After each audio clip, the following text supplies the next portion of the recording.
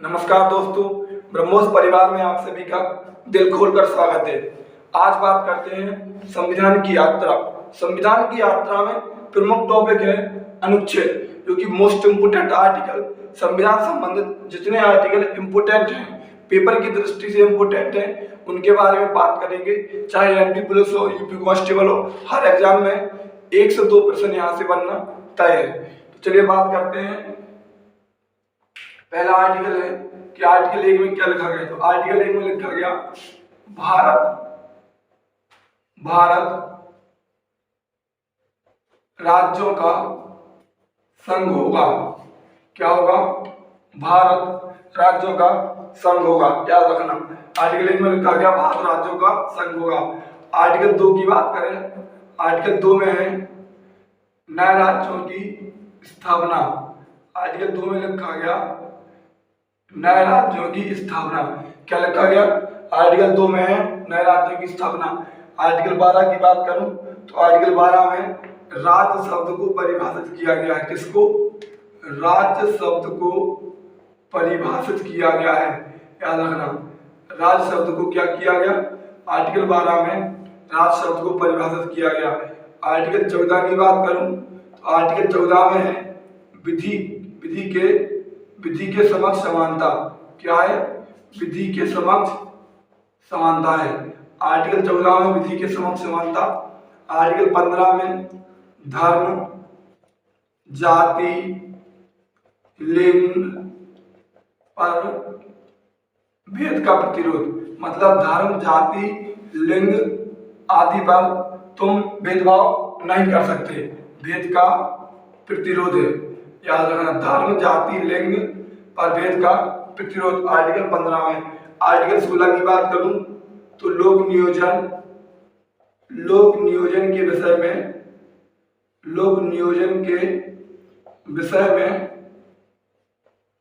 अवसर की समानता। मतलब तुम किसी भी राज्य के हो और तुम किसी भी राज्य में काम कर सकते हो। ठीक है, लोक नियोजन के विषय में अवसर की समानता। याद रखना, ये आर्टिकल 16 में है। आर्टिकल 17 की बात करूं तो छुआछूत या फिर अस्पृश्यता। छुआछूत या अस्पृश्यता का अंत है। याद रखना। इसके बाद बात करें आर्टिकल 18 में तो आर्टिकल 18 में उपाधियों का अंत है। क्या है? आर्टिकल 18 में उपाधियों का अंत का वर्णन मिलता है आर्टिकल 18 में। आर्टिकल 19 की बात करूं तो आर्टिकल 19 में है स्वतंत्रता। आर्टिकल 19 में क्या है? प्रेस की स्वतंत्रता। क्या है? आर्टिकल 19 में है प्रेस की स्वतंत्रता, जिसे भारत का 4th स्तंभ कहा गया। भारत का 4th स्तंभ किसे कहा गया? तो प्रेस को कहा गया। तो प्रेस की स्वतंत्रता है आर्टिकल 19 में। आर्टिकल 19 की ए की बात करूं तो आर्टिकल 19 की ए में है झंडा फहराने की स्वतंत्रता। क्या है? आर्टिकल 19 के ए में है झंडा फहराने की स्वतंत्रता। याद रखना, मोस्ट इंपोर्टेंट है।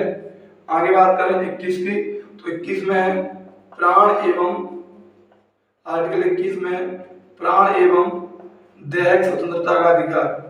आर्टिकल 21 में क्या है? प्राण एवं दैहिक स्वतंत्रता का अधिकार। मोस्ट इंपोर्टेंट आर्टिकल है, कई बार पूछा गया है पेपर में। आर्टिकल 21 ए की बात करूं तो आर्टिकल 21 ए में है शिक्षा का अधिकार। आर्टिकल 21 ए में क्या है? शिक्षा का अधिकार।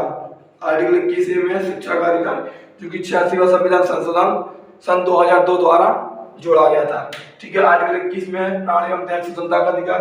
आर्टिकल 21 के ए में है शिक्षा का अधिकार। आर्टिकल 24 की बात करूं कारखानों में, आर्टिकल 24 में है कारखानों में बालकों का नियोजन प्रतिशत। कारखानों में बालकों का नियोजन प्रतिशत। अपनी भाषा में बात करें तो इसका मतलब यह है कि तुम 14 वर्ष से कम उम्र के बच्चों को काम पर नहीं लगा सकते हो। ठीक है, 25 की बात करें तो 25 में है धर्म के आचरण व प्रचार प्रसार की स्वतंत्रता। धर्म के आचरण व प्रचार प्रसार की स्वतंत्रता। याद रखना, आर्टिकल 25 में धर्म के आचरण और प्रचार प्रसार की स्वतंत्रता है। अपने धर्म का प्रचार प्रसार कर सकते, लेकिन हथियार रहित होना चाहिए। आर्टिकल 30 में बात करूं तो शिक्षण संस्थाओं की स्थापना। आर्टिकल 30 में लिखा गया शिक्षण संस्थाओं की स्थापना। आर्टिकल 30 में क्या है? शिक्षण संस्थाओं की स्थापना मोस्ट इंपोर्टेंट है। आर्टिकल 30 में शिक्षण संस्थाओं की स्थापना। आगे बात करें आर्टिकल 32 की बात करें तो आर्टिकल 32 में है, आर्टिकल 32 में जैसे डॉक्टर भीमराव अम्बेडकर ने क्या कहा, तो इसे संविधान की आत्मा कहा, एक बात तो। और आर्टिकल 32 में है संवैधानिक उपचारों का अधिकार। क्या है? आर्टिकल 32 में लिखा गया संवैधानिक उपचारों का अधिकार, संवैधानिक उपचारों का अधिकार। याद रखना, मोस्ट इंपोर्टेंट है। जिसे डॉक्टर भीमराव अम्बेडकर ने संविधान की आत्मा कहा, संवैधानिक उपचारों का अधिकार। यदि आपके मौलिक अधिकारों का हनन हो रहा तो सुप्रीम कोर्ट या सर्वोच्च न्यायालय इसमें 5 प्रकार की रिट जारी करता है यदि आपके मौलिक अधिकारों का हनन हो रहा, जिसे डॉक्टर भीमराव अम्बेडकर ने संविधान की आत्मा कहा। आर्टिकल 36 की बात करूं तो आर्टिकल 36 में है राज्य की परिभाषा। क्या है? आर्टिकल 36 में है राज्य की परिभाषा। देखिए दोबारा सुनिए, यहाँ पर आर्टिकल 12 में राज्य शब्द को परिभाषित किया गया और आर्टिकल 36 में राज्य की परिभाषा है। आर्टिकल 39 की बात करूं तो आर्टिकल 39 में है निःशुल्क विधिक सहायता। निःशुल्क विधिक सहायता या फिर समान काम के लिए समान वेतन। समान काम के लिए समान वेतन। याद रखना इंपोर्टेंट है। ठीक है, निःशुल्क विधिक सहायता, समान काम के लिए समान वेतन। आर्टिकल 40 की बात करूं तो आर्टिकल 40 में है ग्राम पंचायत। आर्टिकल 40 में क्या है? ग्राम पंचायत। महात्मा गांधी के जीवन आदर्शों से संबंधित आर्टिकल 40 है। आर्टिकल 44 की बात करूं तो आर्टिकल 44 में है समान सिविल सहायता। आर्टिकल 44 में क्या है? आर्टिकल 44 में है समान सिविल सहायता, जो कि एकमात्र राज्य गोवा में लागू है। कहां पर लागू है? गोवा में लागू है। और उत्तराखंड ने मांग करी। किस राज्य ने मांग करी? तो उत्तराखंड ने मांग करी। आर्टिकल 44 में समान सिविल सहायता गोवा में लागू है और उत्तराखंड ने मांग करी। आर्टिकल 45 की बात करें तो आर्टिकल 45 में है निःशुल्क और अनिवार्य शिक्षा। आर्टिकल 45 में क्या है? निःशुल्क और अनिवार्य शिक्षा। ठीक है। आर्टिकल 47 की बात करें तो राज्यों के लिए पोषण आहार। राज्यों के लिए पोषण आहार, पोषण आहार की व्यवस्था की जाती। आर्टिकल 47 में राज्यों के लिए पोषण आहार। ठीक है। 48 की बात करें, आर्टिकल 48 में कृषि एवं पशुपालन। आर्टिकल 48 किससे संबंधित है? कृषि एवं पशुपालन से संबंधित है। आर्टिकल 48 में कृषि एवं पशुपालन। और इम्पोर्टेंट है 48A की बात करें, 48A में है वन एवं वन्य जीवों की रक्षा। आर्टिकल 48A में लिखा गया वन्य जीवों की रक्षा, वन एवं वन्य जीवों की रक्षा। 49 की बात करें तो इमारतों की सुरक्षा, जो हमारी विश्व धरोहर है उनकी सुरक्षा के बारे में वर्णन है, इमारतों की सुरक्षा। आर्टिकल 49 में। आर्टिकल 50 की बात करें तो आर्टिकल 50 में है कार्यपालिका। आर्टिकल 50 में है कार्यपालिका और न्यायपालिका का पृथक्करण। कार्यपालिका और न्यायपालिका का पृथक्करण। याद रखना, आर्टिकल 50 में कार्यपालिका और न्यायपालिका का पृथक्करण। 51 की बात करूं तो 51 में अंतर्राष्ट्रीय शांति। आर्टिकल 51 में क्या है? अंतर्राष्ट्रीय शांति या फिर विदेश नीति, भारत की विदेश नीति। मोस्ट इम्पोर्टेंट है आर्टिकल 51। आर्टिकल 51 में अंतर्राष्ट्रीय शांति या फिर भारत की विदेश नीति। आर्टिकल 52 की बात करें तो आर्टिकल 52 में भारत का एक राष्ट्रपति होगा। आर्टिकल 52 में लिखा गया भारत का एक राष्ट्रपति हो गया। राष्ट्रपति का पद कहाँ से लिया गया? तो अमेरिका से लिया गया। आर्टिकल 53 में कार्यपालिका की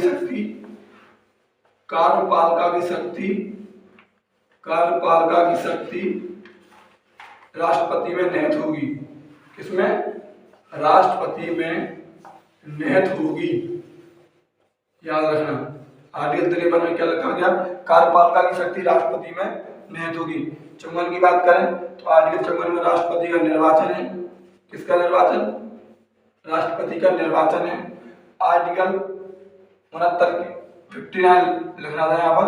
आर्टिकल 59 की बात करें तो आर्टिकल 59 में राष्ट्रपति के वेतन एवं भत्ते। आर्टिकल 59 में या 59 में राष्ट्रपति के वेतन एवं भत्ते हैं। और आर्टिकल 60 की बात करें तो आर्टिकल 60 में राष्ट्रपति की शपथ है। और आर्टिकल 61 की बात करें तो राष्ट्रपति पर महाभियोग है, मतलब राष्ट्रपति को आर्टिकल 61 के तहत हटाया भी जा सकता है। एक बार और देखिए इसको दोबारा। आर्टिकल 1 में भारत राज्यों का संघ होगा। 2 नए राष्ट्रों की स्थापना। आर्टिकल 12 राज्य शब्द को परिभाषित किया गया। आर्टिकल 14 विधि के समक्ष समानता। आर्टिकल 15 धर्म जाति लिंग पर भेद का प्रतिरोध। आर्टिकल 16 में लोक नियोजन के विषय में अवसर की समानता। 17 की बात करें अस्पृश्यता या फिर छुआछूत। 18 की बात करें तो आर्टिकल 18 में उपाधियों का अंत। आर्टिकल 19 तो प्रेस की स्वतंत्रता। और आर्टिकल 19 के ए में झंडा फहराने की स्वतंत्रता। आर्टिकल 21 की बात करें तो प्राण एवं दैहिक स्वतंत्रता का अधिकार। आर्टिकल 21 के ए में शिक्षा का अधिकार। आर्टिकल 24 की बात करें तो बालकों का नियोजन प्रतिशत, कारखानों में बालकों का नियोजन प्रतिशत। आर्टिकल 25 की बात करें तो धर्म के प्रचार प्रसार की स्वतंत्रता, लेकिन हथियार रहित होना चाहिए। आर्टिकल 30 में तो शिक्षण संस्थाओं की स्थापना कर सकते। आर्टिकल 32 संवैधानिक उपचारों का अधिकार, जिसे डॉक्टर भीमराव अम्बेडकर ने संविधान की आत्मा कहा। आर्टिकल 36 राज्य की परिभाषा। इसके बाद आर्टिकल 39 तो निःशुल्क विधिक सहायता और समान काम के लिए समान वेतन। आर्टिकल 40 ग्राम पंचायत। 44 समान सिविल संहिता। और आर्टिकल जो कि गोवा में लागू है और उत्तराखंड ने मांग करी। आर्टिकल 45 निःशुल्क और अनिवार्य शिक्षा। 6 से 14 वर्ष के बच्चों के लिए। कितने? 6 से 14 वर्ष के बच्चों के लिए आर्टिकल 45 में निःशुल्क और अनिवार्य शिक्षा। आर्टिकल 47 राज्यों के लिए पोषाहार की व्यवस्था। आर्टिकल 48 कृषि एवं पशुपालन। 48 की ए में वन एवं वन्य जीवों की रक्षा। आर्टिकल 49 इमारतों की सुरक्षा। आर्टिकल 50 में कार्यपालिका और न्यायपालिका का पृथक्करण। आर्टिकल 51 अंतर्राष्ट्रीय शांति या फिर भारत की विदेश नीति। 52 में भारत का एक राष्ट्रपति होगा। 53 में कार्यपालिका की शक्ति राष्ट्रपति में निहित होगी। और आर्टिकल 54 में राष्ट्रपति का निर्वाचन है। आर्टिकल 59 में राष्ट्रपति की वेतन एवं भत्ते हैं। और आर्टिकल 60 और 60 में राष्ट्रपति की शपथ है। और आर्टिकल 61 में राष्ट्रपति पर महाभियोग है। चलिए आगे बात करते हैं। देखिए आगे बात करते हैं आर्टिकल 63। आर्टिकल 63 में भारत का एक उपराष्ट्रपति होगा। आर्टिकल 63 में क्या है? भारत का एक उपराष्ट्रपति होगा, याद रखना। और आर्टिकल 65 की बात करें तो आर्टिकल 65 में राष्ट्रपति को कुछ भी हो जाने पर, राष्ट्रपति की मतलब अनुपस्थिति में, सीधी लिख लीजिए, राष्ट्रपति की अनुपस्थिति में उपराष्ट्रपति पद को संभाल सकता है। अपनी भाषा में लिख लेना, राष्ट्रपति की अनुपस्थिति में उपराष्ट्रपति राष्ट्रपति के पद को संभाल सकता है। आर्टिकल 65 के तहत। आर्टिकल 72 में है क्षमादान की शक्ति। आर्टिकल 72 में क्या है? क्षमादान की शक्ति, जो कि किसके पास है? तो राष्ट्रपति के पास है। आर्टिकल 72 में है क्षमादान की शक्ति, राष्ट्रपति मृत्युदंड को भी समाप्त कर सकता है, मतलब क्षमा कर सकता है। आर्टिकल 76 की बात करें तो आर्टिकल 76 में है महान्यायवादी। आर्टिकल 76 में क्या है? महान्यायवादी। आर्टिकल 79 या 79 की बात करें तो आर्टिकल 79 में है संसद। आर्टिकल 80 में है राज्यसभा। आर्टिकल 80 में क्या है? राज्यसभा। और आर्टिकल 81 की बात करें तो आर्टिकल 81 में है क्या? लोकसभा। आर्टिकल 81 में क्या है, लोकसभा। इसकी देखिए ट्रिक है, अगर मैं तुमको बता दूं, ऐसे सरला तो मतलब 79 और 80 और 81, मतलब 7 से हो गया संसद, 79 राज से हो गया राज्यसभा, 80 लास्ट से हो गया लोकसभा, 81। ठीक है, तो 79 में संसद, 80 में राज्यसभा, 81 में लोकसभा, सरला एक ट्रिक है। 80D की बात करूं तो राष्ट्रपति राज्यसभा में कितने 12 सदस्यों को मनोनीत करता, 12 सदस्यों को मनोनीत करता, याद रखना। 80D के तहत, आर्टिकल 80D के तहत राष्ट्रपति राज्यसभा में 12 सदस्यों को मनोनीत करता, क्योंकि 3 क्षेत्र के होते, कला, विज्ञान और साहित्य, कला, विज्ञान और साहित्य से। ठीक है, आर्टिकल 85 की बात करें तो राष्ट्रपति लोकसभा भंग कर सकता है, याद रखना। आर्टिकल 85 के तहत राष्ट्रपति लोकसभा भंग कर सकता है यदि मंत्रिमंडल प्रधानमंत्री की बात नहीं मान रही हो और प्रधानमंत्री के कहने पर। आर्टिकल 108 की बात करें, आर्टिकल 108 में है संयुक्त अधिवेशन।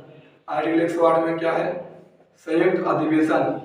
ठीक है, संयुक्त अधिवेशन, ज्वाइंट सिटिंग, ज्वाइंट मीटिंग, संयुक्त अधिवेशन, क्योंकि आर्टिकल 108 के तहत कौन बुलाता है, अगर बुलाने की बात करें तो राष्ट्रपति इसको बुलाता है।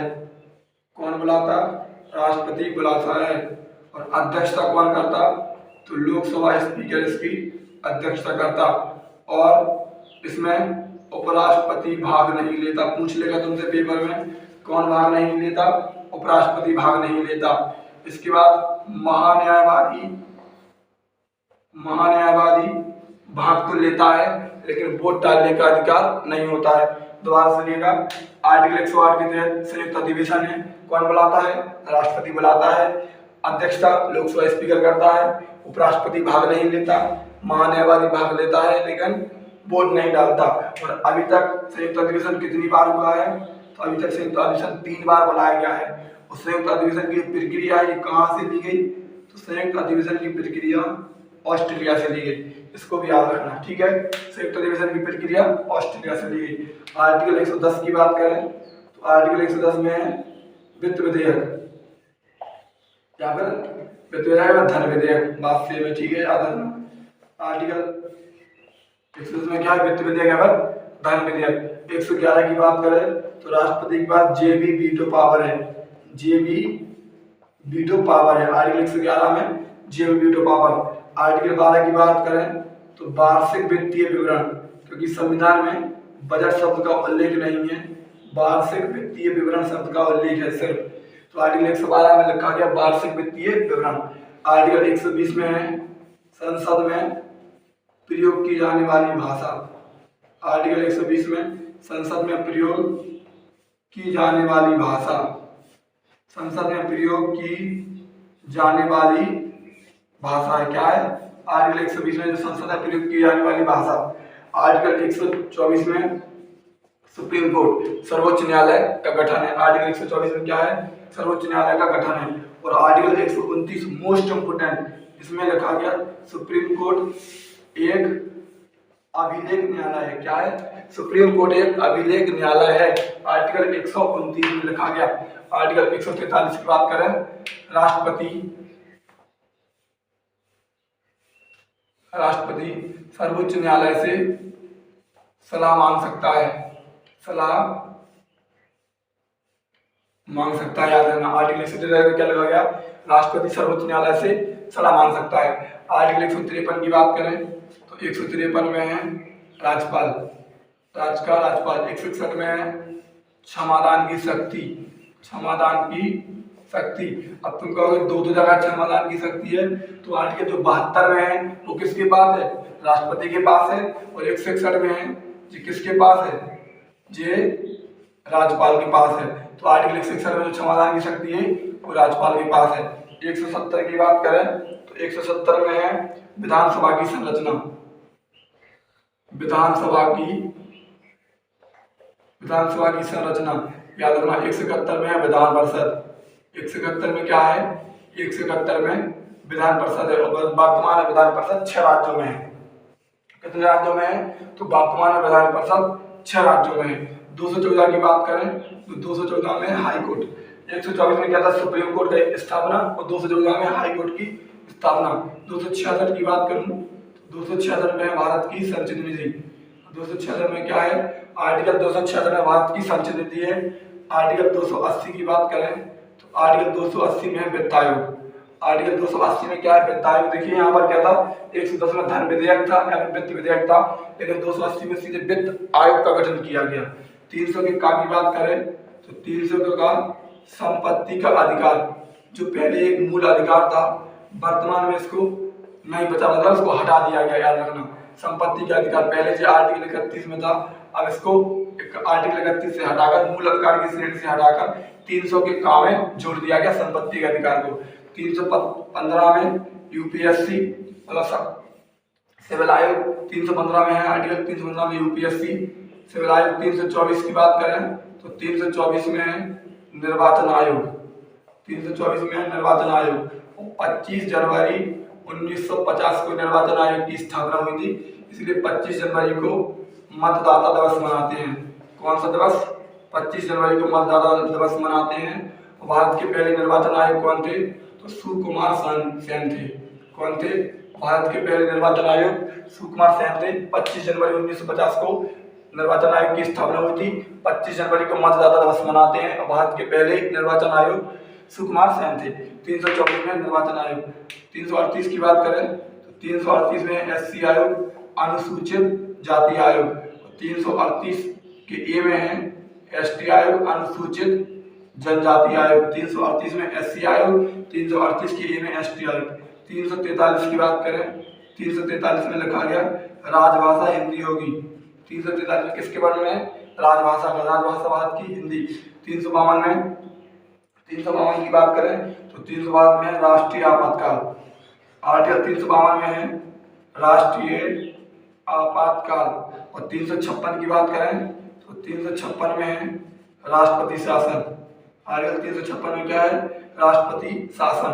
और 360 की बात करें तो 360 में है वित्तीय शासन। याद रखना 360 में क्या है? वित्तीय शासन। राष्ट्रीय आपातकाल 356 में राष्ट्रपति शासन, 360 में है वित्तीय शासन या मतलब वित्तीय आपातकाल। याद रखना जो कि भारत में अभी तक नहीं लगाया गया एक भी बार। 360 में वित्तीय आपातकाल भारत में एक बार भी नहीं लगा। और आखिरी आर्टिकल की बात करें क्योंकि मोस्ट इम्पोर्टेंट 368, तो 368 में है संविधान संशोधन की प्रक्रिया। संविधान संशोधन की प्रक्रिया जो कि कहाँ से ली गई? तो ये साउथ अफ्रीका से ली गई। याद रखना कहाँ से ली गई? साउथ अफ्रीका से ली गई। दोबारा सुनिएगा, आर्टिकल 63 में भारत का उपराष्ट्रपति होगा। 65 में राष्ट्रपति की अनुपस्थिति में उपराष्ट्रपति की अनुपस्थिति में राष्ट्रपति के पद को उपराष्ट्रपति संभाल सकता है। आर्टिकल 72 में क्षमादान की शक्ति राष्ट्रपति के पास है। आर्टिकल 76 भारत का महान्यायवादी।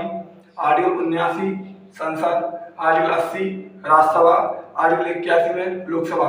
80D के तहत राष्ट्रपति राज्यसभा में 12 सदस्यों को मनोनीत करता है। आर्टिकल 85 लोकसभा भंग कर सकता है जब प्रधानमंत्री की बात मंत्रिमंडल नहीं मान रही हो। कौन कर सकता? तो राष्ट्रपति कर सकता। 108 में संयुक्त अधिवेशन बुलाता राष्ट्रपति है। अध्यक्षता लोकसभा स्पीकर करता। उपराष्ट्रपति भाग नहीं लेता। महान्यायवादी भाग लेता लेकिन वोट नहीं डालता। और संयुक्त अधिवेशन ऑस्ट्रेलिया से लिया गया, अभी तक 3 बार हुआ है। 111 में जेबी वीटो पावर राष्ट्रपति के पास होता। 112 में वार्षिक वित्तीय विवरण। 120 संसद में प्रयोग की जाने वाली भाषा। 124 में एससी आयोग मतलब एससी सर्वोच्च न्यायालय का गठन। 129 में सुप्रीम कोर्ट एक अभिलेख न्यायालय है। 143 में राष्ट्रपति सुप्रीम कोर्ट से सलाह मांग सकता है। 153 में राज्यपाल।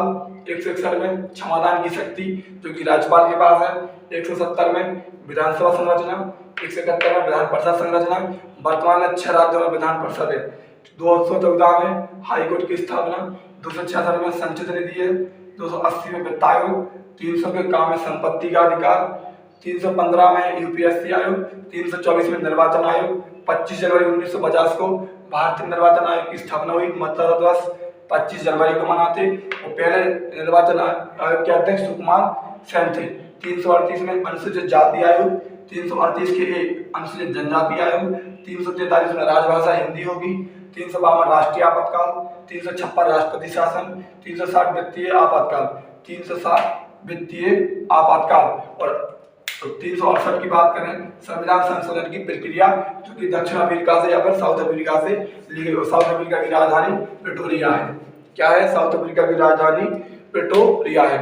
मोस्ट इंपोर्टेंट आर्टिकल, जितने आर्टिकल संविधान से बन सकते थे पेपर की दृष्टि से, वो मैंने सभी कवर करा दिए, याद कर लेना। मोस्ट इंपोर्टेंट आर्टिकल थे। हर एग्जाम में यहाँ से 102% बनना तय रहता। अगर आपको क्लास अच्छी लगी हो तो अपने दोस्तों तक शेयर जरूर करें और चैनल को सब्सक्राइब करें। धन्यवाद।